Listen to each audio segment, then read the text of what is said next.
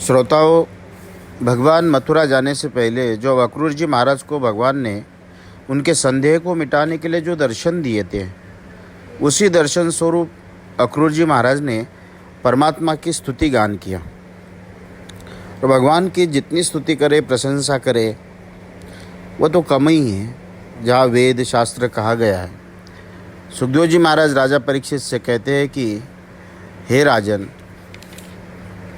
पृथ्वी, जल, अग्नि, पवन, आकाश, अहंकार, महतत्व, पुरुष, मन, इंद्रिया, समस्त इंद्रियों के लिए विशेष संपूर्ण देवता, ये तो जगत के कारण है, सो तुम्हारे ही अंग से हुए है।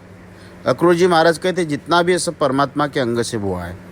ब्रह्मा से आदि लेकर जड़ से संपूर्ण तत्व स्व अपने स्वरूप को नहीं जानते, जो सो तत्व को जानते हैं, अपने स्वरूप को नहीं जानते। माया के गुणों से बंधे हुए जीव गुणों से अलग तुम्हारे स्वरूप को नहीं जानते।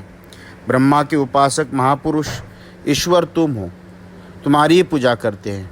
इंद्रिया, पंचभूत, देवता, इनके साक्षी अंतर्यामी तुम हो, साधु लोग पूजा करते हैं। और कर्मों में निष्ठा वाले ब्राह्मण, क्षत्रिय, वैश्य, ऋग्वेद, यजुर्वेद, सामवेद से यज्ञ का विस्तार करके अनेक रूप देवताओं का नाम लेकर पूजा करते हैं। कोई ज्ञानी पुरुष संपूर्ण कर्मों को त्याग समाधि में आकर ज्ञान रूप तुम्हारा पूजन करते हैं।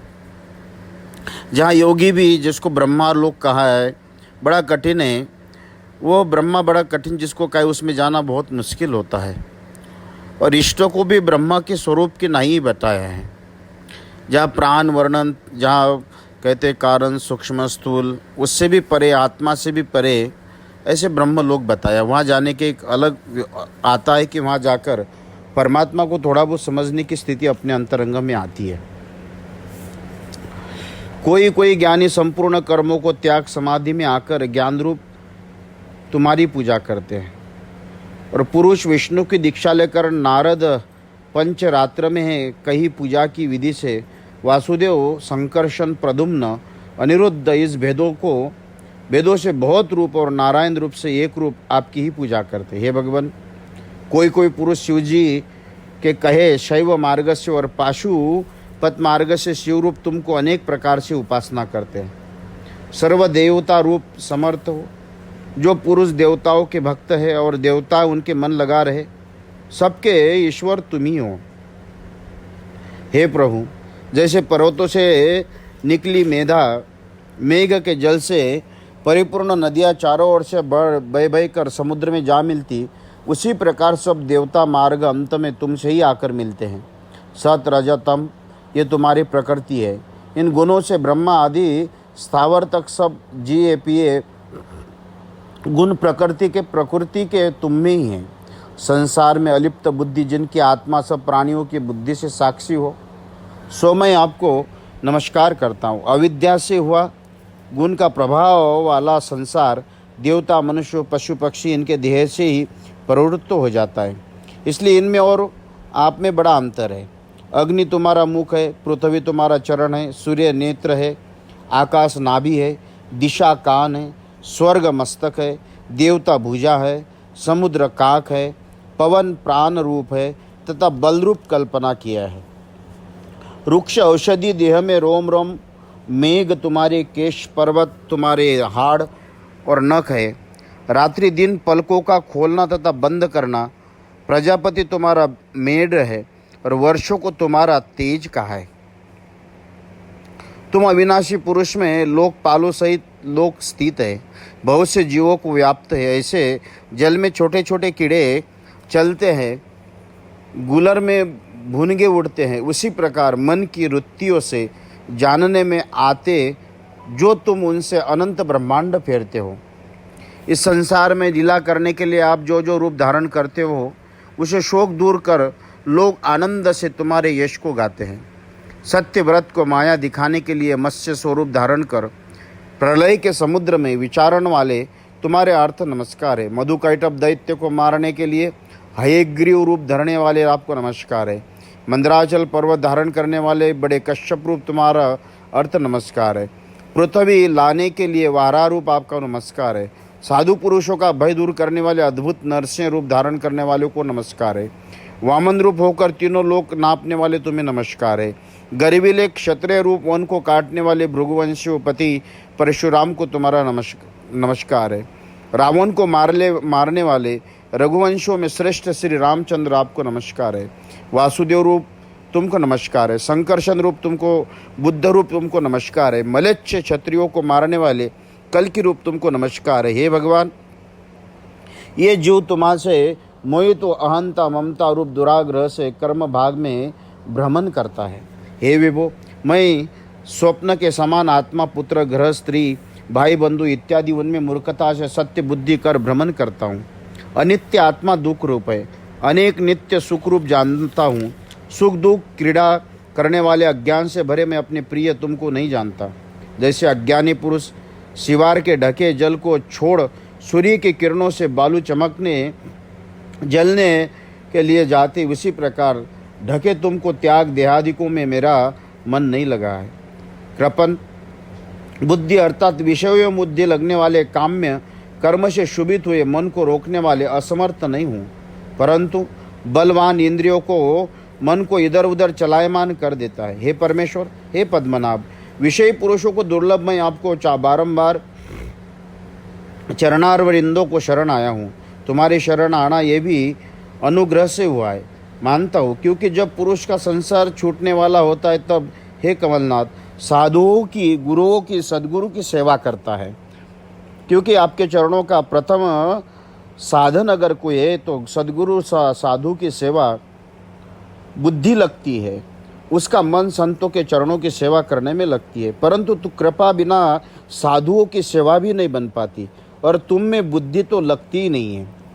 विज्ञान मूर्ति, समस्त ज्ञान के कारण तुम काल एवं माया रूप ब्रह्म रूप तुम ही हो, इसलिए अनंत शक्ति में आपको नमस्कार करता हूँ।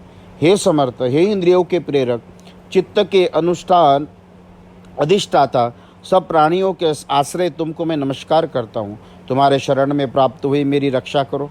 इति श्रीमद्भागवते महापुराणे दशम स्कंदे पूर्वार्ध भाषा टीकायाम अक्रूर सुतीर नाम चत्वारिंशतोपो अध्याय।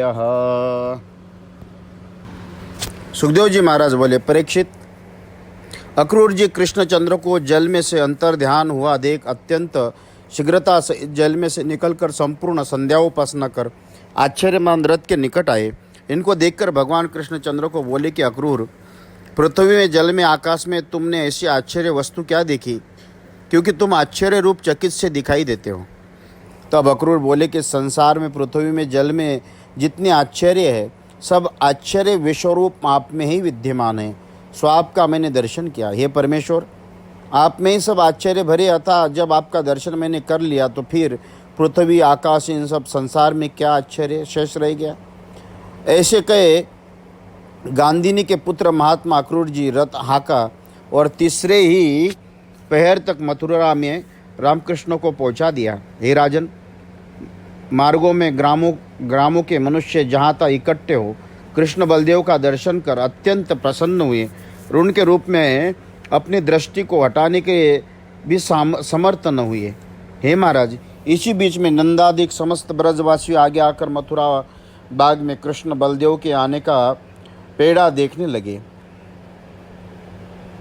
इसके उपरांत जगत ईश्वर श्री कृष्णचंद्र ने उस ब्रजवासियों के निकट आकर नम्र हो कुचित मुस्कान सहित अक्रूर से कहा, हे अक्रूर, तुम आगे रथ को ले जाकर पुरी में प्रवेश करो, अपने घर जाओ, हम यहाँ कुछ देर विश्राम लेकर मथुरापुरी को देखेंगे। तब अक्रूर जी बोले, हे प्रभु, तुम बिना अकेले मैं मथुरापुरी नहीं जाऊँगा। हे नाथ, हे भक्तों पर हित करने वाले, मैं तुम्हारा भक्त हूँ, इसलिए मुझे मत त्यागो। तुम जाओ, हम तुम पर घर चले हैं। अधोक्षज, हे श्रद्धोत्तम, आज अपने बड़े भाई बलदेव जी और ग्वाल बालों सहित मेरे घर चलकर मुझे स्नात करो। अपने चरणों की रज मुझे गृहस्थ के चरणों को पवित्र करो। तुम्हारे चरणों की धोवन से मेरे पितृ अग्नि देवता तृप्त हो जाएंगे। देखो, तुम्हारे युगल चरण धोने से राजा बलि का कैसा पवित्र यश हुआ, जिनके अत्यंत दुर्लभ ऐश्वर्य प्राप्त हुआ। अनन्य भक्ति को जो गति मिलती है वही आपके चरणों में पाई हुई और स्पर्श से, और चरणारविंद का धवल गंगारूप होकर त्रिलोकों की पवित्र करता है। उसी जल को शिवजी ने अपने मस्तक पर धारण किया। उसी जल से स्पर्श से 60,000 सगर के पुत्र स्वर्ग चले गए। हे देवदेव, हे जगन्नाथ, तुम्हारी कथा श्रवण गुण कथा से भक्त पवित्र हो जाते हैं। ऐसे तुम पवित्र गुण युक्त हो, सो हे नारायण आपको नमस्कार है। भगवान बोले, यादवों से द्रोह करने वाले कंसों को मार सुरोधों का प्रिय करूंगा। इसके उपरांत बड़े भाई बलदेव जी के संग लय में तुम्हारे घर आऊँगा। इस प्रकार भगवान कृष्ण के वचन श्रवण कर अक्रूर जी विमल हो पुरी में जा राम कृष्ण को ले आया। ऐसे कई अपने घर को चले गए। इसके उपरांत तीसरे पहर के समय बड़े भाई बलराम सहित भगवान कृष्णचंद्र गोप बालों के संग मथुरापुरी में देखने के लिए चले। उस पुरी में कैसे शोभा स्फटिक मणियों से ऊंचे शहर पनाह के और घरों के द्वार बने हुए, उनमें बड़े बड़े सोने के किवाड़ चढ़े हैं, ठोर ठोर बंदरवार टंग रही है। अन्न भरने के लिए तांबे तथा पीतल के कोठे बने हैं। चारों ओर चौड़ी खाई बनी है। उद्यान और उपवन आदि से ये पूरी अत्यंत शोभायमान हो रही। सुवर्ण के चारों ओर मार्ग, साहूकारों के महल, बड़े बड़े कारीगर, मनुष्य के मकानों को ये पूरी शोभायमान हो रही। वैदूर्व मणि, हीरे, निर्मल, नीलमणि, मूंगे, मोती, इनके काम जिनके हो रहे, ऐसे शोभायमान सज्जे जाली झरोकों में बैठे हुए मोर जहाँ तहाँ शोर कर रहे।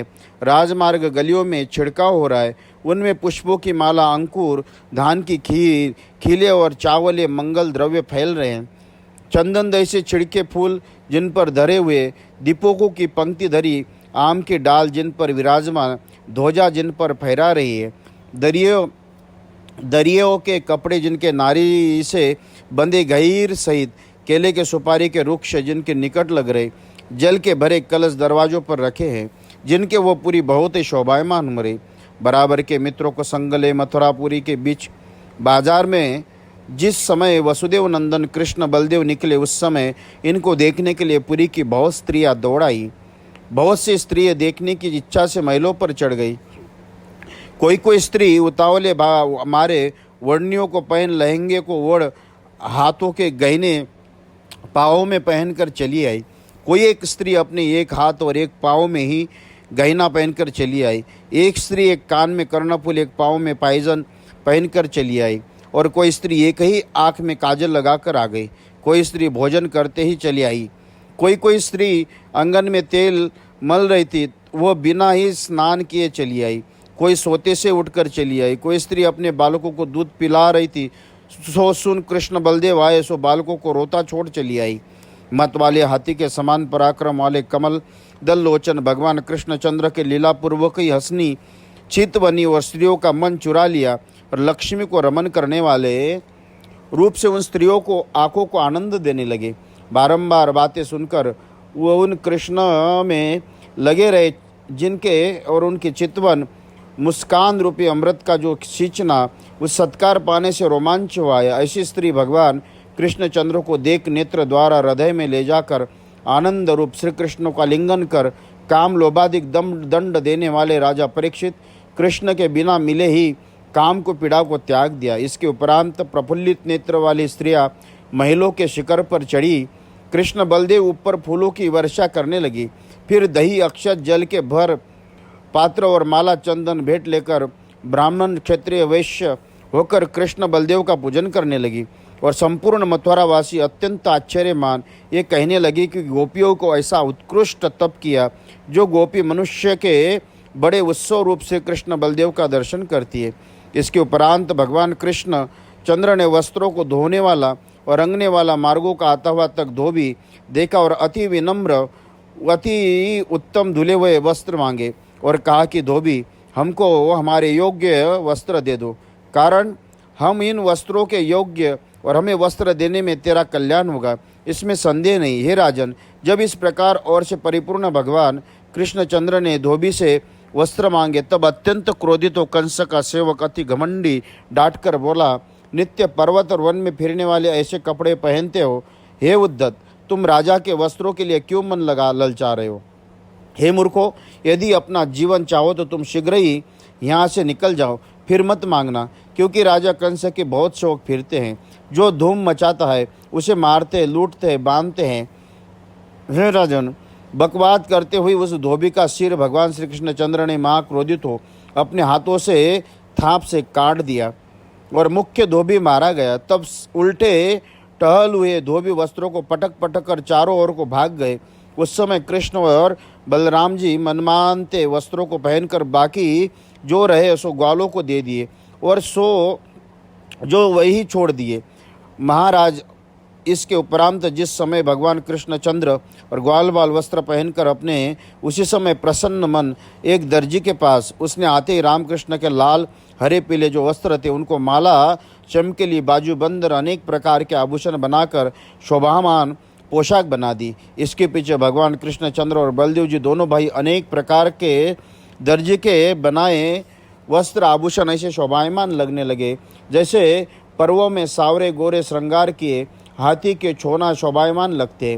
फिर उस समय दर्जी के ऊपर प्रसन्न होकर भगवान कृष्णचंद्र ने अपनी सारूप्य मुक्ति दी और इस लोक में संपत्ति, बल, ऐश्वर्य, स्मरण तथा इंद्रिया शक्ति प्रदान कर दी। इसके उपरांत भगवान कृष्णचंद्र और बलराम सुदामा माली के घर गए। उसके इनको देखते ही पृथ्वी में सिर लगाए प्रणाम किया और आसन दिया। पाद्यार्थ इत्यादि पूजा की सामग्रियों के दोनों भाइयों का पूजन किया। फिर पीछे पान का बीड़ा और चंदन इत्यादि अर्पण किया। फिर बोला, हे प्रभु, आज आपके आने से हमारा जन्म सफल हुआ, कुल पवित्र हुआ, हमारे पितृ देवता ऋषि सभी संतुष्ट हो गए। आप निश्चय संसार में परम कारण और जगत के कल्याण वृद्धि के लिए आपने अपने अंशों से अवतार लिया। जगत के हितकारी आत्मा आप ही हो, आपकी विषम दृष्टि नहीं है। सब प्राणियों में समवर्ती हो और आपका भजन करता उसको आप ही भजते हो।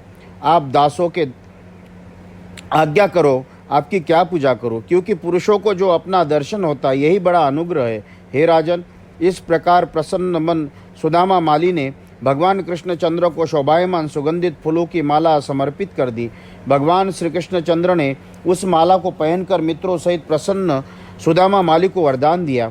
सुदामा माली भी भगवान कृष्णचंद्र के यही वर मांगा कि सबकी आत्मा कृष्णचंद्र में भक्ति बनी रहे और आपके भक्तों में स्नेह और जीवन मात्रा में दया रहे। इस प्रकार माली को मनोवांछित वरदान दे, उसके वंश में सदा रहने वाली संपत्ति दे तथा बल, आयु, यश, शोभा दे।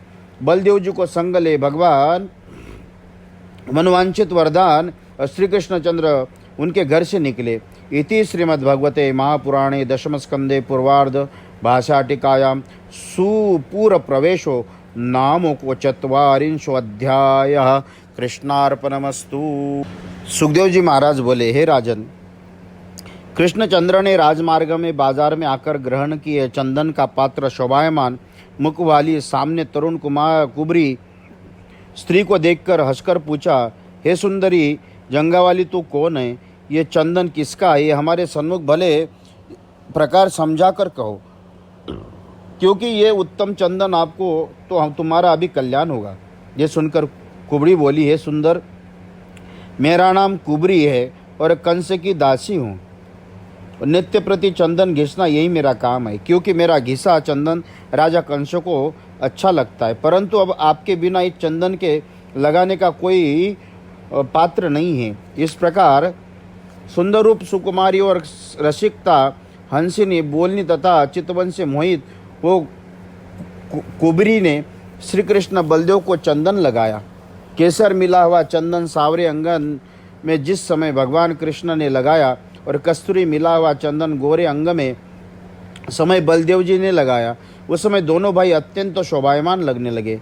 इसके उपरांत भगवान कृष्ण ने अत्यंत प्रसन्न हो उस दर्शन का फल दिखाने के लिए सुंदर मुखी 3 स्थानों से टेढ़ी कुबरी को सूंघी करने का विचार किया और फिर कुबड़ी को पाँव के अपने चरणों को दाव 2 अंगुली जिसे ऊंची किए, ऐसे हाथों को ठोड़ी के नीचे लगाया और कृष्ण ने कुब्जा के देह को सूंघा कर सीधा कर दिया। इसके उपरांत आपे रूप, गुण, उदारता ये सब कुब्जा में आ गए। तब कामदेव से पीड़ित वो कुब्जा दुपट्टे का चोर पकड़कर भगवान कृष्ण से कहने लगी, हे वीर पुरुष श्रेष्ठ, तुम मेरे संग चलकर मेरा भवन पवित्र करो, क्योंकि अब मैं तुम्हें छोड़ नहीं सकती। तुमने मेरा मन चलायमान किया, इसलिए मेरे ऊपर प्रसन्न हो। हे महाराज परीक्षित, इस प्रकार जब कुब्जा ने कहा तब उसी समय भगवान कृष्णचंद्र बलदेव जी बोले, अपने मित्रों का मुख देख कुछेक मुस्काते हुए कुब्जा से बोले, कि सुंदर भ्रुकुटी वाली तुम्हारी भ्रुकुटी हमारे मन को खींचती है, तुम हमारा दुपट्टा क्यों खींचती हो? मैं कंसों को मार अपने हृदय को कार्य सिद्ध कर मन का दुख दूर करने वाले तुम्हारा घर आऊँगा, क्योंकि मैं तो बाल ब्रह्मचारी हूँ, किसी की जान पहचान नहीं है, हमारा यहाँ नहीं है, हमें तो केवल तुम्हारा ही आश्रय है। जब तुम्हारे ही यहाँ न आओगे तो कहाँ जाएंगे? इस प्रकार मीठे वचन कहे कुब्जा को वही छोड़ आगे चले। तब बनियों के पान माल चंदन इत्यादि भेंट ले बलदेव जी सहित भगवान कृष्णचंद्र को दी। महाराज भगवान कृष्ण के दर्शन करके कारण उत्पन्न हुए कामदेव को शोभ से मथुरापुरी की स्त्रियां विह्वल हो गई, अर्थात वस्त्र खुल गए, चोटी खुल गई, चूड़ी खिसक गई, जैसे चित्र खींच कर खड़ा कर दिया उसी प्रकार खड़ी रह गई। इसके उपरांत अच्युत भगवान कृष्ण मथुरावासियों को पूछते पूछते धनुष्यशाला गए, जहाँ जाकर इंद्र के धनुष्य के समान धरा हुआ धनुष्य देखा। महाराज यद्यपि बड़े बड़े बलवान पुरुष उसकी रक्षा कर रहे, पूजा हो रही थी, अत्यंत जिसकी शोभा थी, परंतु तो भगवान कृष्णचंद्र ने लोगों के मन में करने पर भी उसे उठा लिया और लीलापूर्वक एक ही हाथ से उठाकर पल भर में मनुष्यों को देखते देखते बीच में से खींच, जैसे मतवाला हाथी गन्ने को तोड़ डालता है उसी प्रकार तोड़ डाला। हे राजन, जिस समय धनुष्य टूटा उस समय गंभीर शब्द हुआ। उस शब्द को पृथ्वी आकाश एवं स्वर्ग सब दिशाओं में व्याप्त हो गए। उस शब्दों को सुनकर कंस का हृदय भी अत्यंत भयभीत हुआ। उसके पीछे उस धनुष्य के रक्षा के ने अत्यंत क्रोधित अपने अपने अनुचरों सहित भगवान कृष्ण को पकड़ लो इस प्रकार कहते चारों ओर से घेर लिया। उसके उपरांत भगवान ने कृष्ण ने बलदेव जी असुरों को अपने मारने के लिए आया देख क्रोधित धनुष्य का एक टुकड़ा हाथ में लिए उन पुरुषों को मारने लगे। फिर कंस की भेजी हुई संपूर्ण सेना मार धनुष्यशाला से बाहर निकले। मथुरापुरी की संपदा देख हर्षित होकर घूमने लगे। मथुरावासी नर नारियों के भगवान कृष्ण बलदेव का अद्भुत पराक्रम और दृष्टता देख अपने मन में जाना कि ये कोई उत्तम देवता है। सुखदेव जी बोले, राजा परीक्षित, इस प्रकार कृष्ण बलदेव विचार रहे थे कि इतने में भगवान सूर्य अस्त हो गए, संध्या हो गई। भगवान कृष्ण बलदेव गोपों सहित मथुरापुरी बाहर निकले और जहाँ गाड़ियाँ छूटी थी वहीं पहुँचे। भगवान कृष्ण ने ब्रज में चलते समय गोपियों के विरह में व्याकुल होकर जो जो बातें कही थी वो सब कृष्णचंद्र को अंग की शोभा देख मथुरावासियों ने सत्य जानी, क्योंकि लक्ष्मी जी भी अपने भजनने वाले ब्रह्मादिकों को छोड़ इसी रूप की चाहना करती है। इसके उपरांत चरण धो रामकृष्ण दूध भात का भोजन कर कंस का विचार जान उस रात्रि को सुखपूर्वक वही रहे। कंस धनुष्य का टूटना, रक्षकों का मारना और अपनी सेना का वध सुनकर यह कृष्ण का केवल खेल है, कृष्ण पराक्रम नहीं है, ऐसा विचार कर मारे भय के नींद नहीं आई, अर्थात महाभयभीत हुआ। तब दुष्ट बुद्धि कंस मृत्यु के जताने वाले जगत के सोते में बहुत से खोटे स्वप्न देखने लगा। दर्पण जल में मुख देखने पर उसको अपना सिर नहीं दिखे, चंद्रमा सूर्य दो दो रूप नहीं है, परंतु उसे दो दिखाई देने लगे। अपने परछाई में छिद्र दिखने लगे। अंगुली देखकर कान में देखा तो धूधू शब्द सुनाई नहीं आया। वृक्ष सोने से दिखाई देने लगे, कीच व रेत से अपने पाँव के चिन्ह भी न देखे। इसके उपरांत स्वप्न देखा कि भूत प्रेत छाती से लगाकर मिलते हैं और गधे पर चढ़ा गुड़हर के फूलों की माला पहने अकेला तेल में भिगा जहर खाता नग्न वेश किए दक्षिण दिशाओं में चला जा रहा हूँ। इस प्रकार स्वप्न में जगत में खोटे खोटे शकुन देख मृत्यु से डरे कंस को रात भर चिंता के मारे नींद नहीं आई। हे कुरुवंशोत्पन्न राजा परीक्षित, इस भांति से जो त्यो वो रात्रि अर्थात व्यतीत हुई। प्रातःकाल हुआ, जल में सूर्य निकला। उस समय राजा कंस ने मल्लों की कुश्ती लड़ाने वाले लिए बड़ा उत्सव कराया। पुरुष रंग भूमि की पूजा करने लगे। उस समय भेरी बजने लगी। माला पताका वस्त्रों की बंधनवारी से मंजान सजाए गए और मंचों से ऊपर ब्राह्मण क्षत्रिय जिनमें मुख्य पुरवासी तथा देशवासी थे सुखपूर्वक आकर बैठ गए।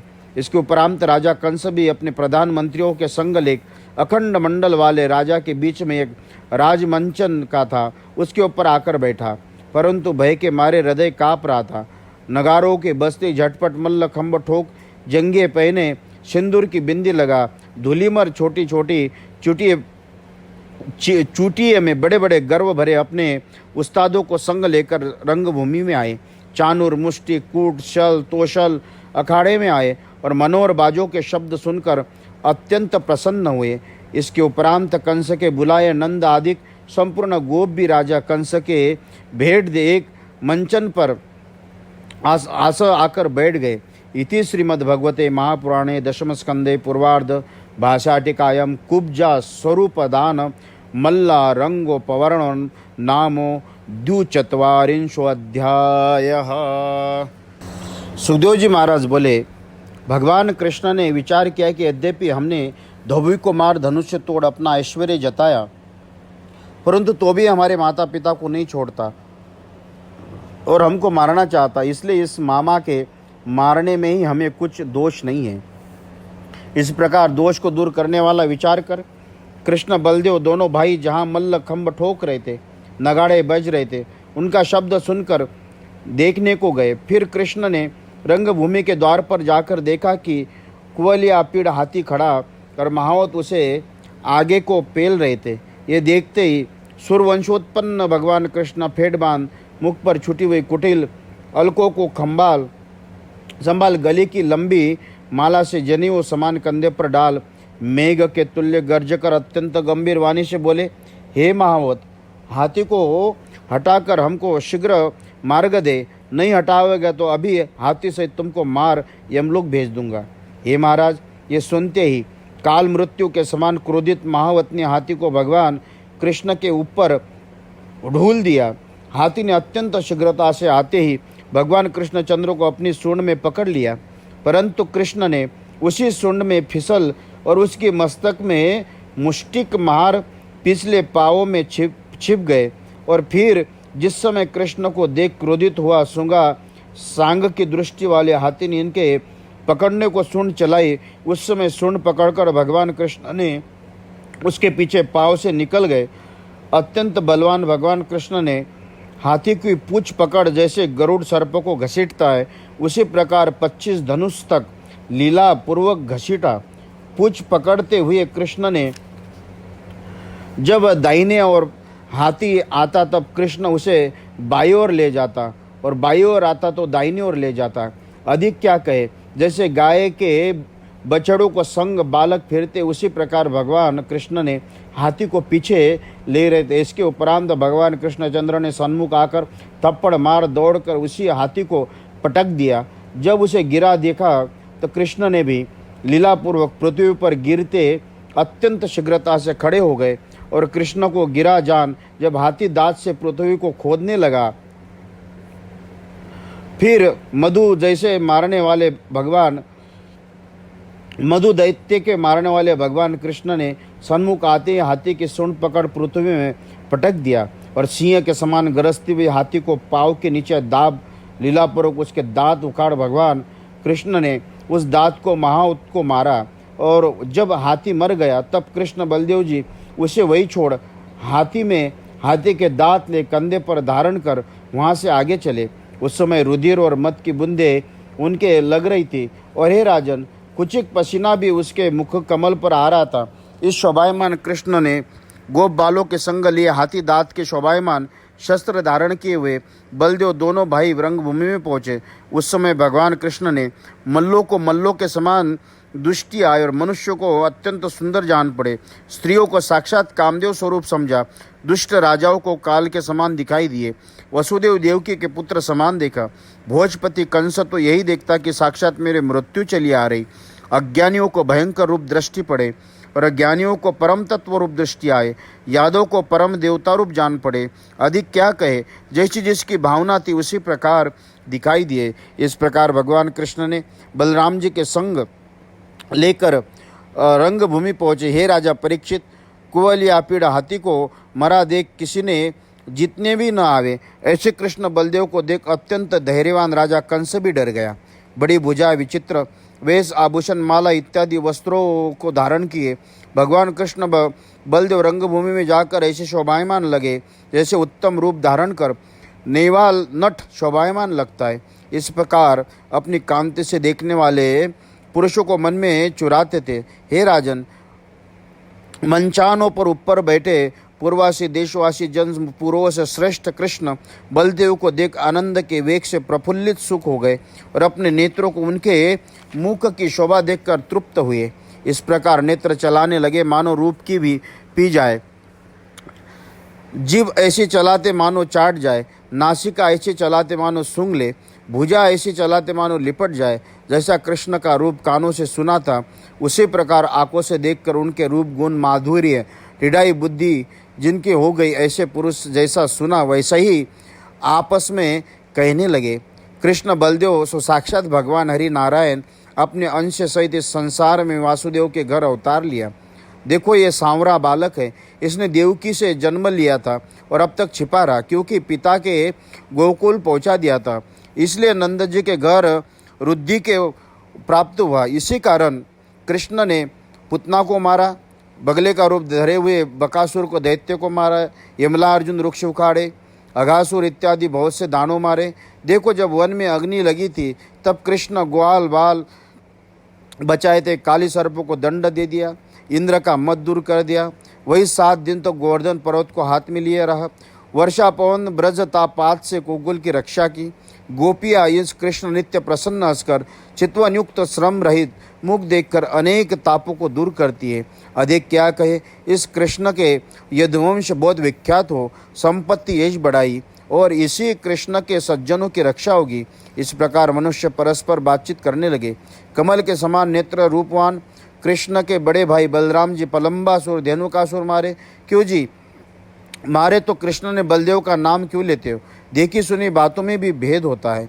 हे महाराज, सब मनुष्य इस प्रकार आपस में बात करते हुए नगाड़े बजे। इतने में चाणूर नामक बलवान कृष्ण बलदेव को संबोधन देकर बोला कि ये नंद के पुत्र, हे राम, तुमने बल अधिक है, कुश्ती लड़ना भी भले प्रकार जानते हो। यही सुनकर राजा कंस ने तुम्हें बुलाया है, क्योंकि प्रजामन कर्म वचन से राजा का प्रिय करे तो कल्याण प्राप्त होगा, और जो विपरीत करते उसका कल्याण नहीं होगा। और ये बात भी प्रकट है, प्रतिदिन बछड़ों को चराने वाले गोप प्रसन्न होकर ब्रज में कुंती का खेल करके गाय चराते हैं। इस कारण हम तुमको कुश्ती का खेल करके गाय चराते। इस कारण हम तुम कुश्ती लड़कर राजा कंस का प्रिय करो। राजा कंस प्रसन्न होंगे और फिर सब प्राणी हमारे ऊपर प्रसन्न होंगे। इस प्रकार भगवान कृष्ण चाणूर का वचन सुनकर कुश्ती लड़ना अपने योग्य जान बढ़ाई करके उस समय के उचित वाक्य कहने लगे।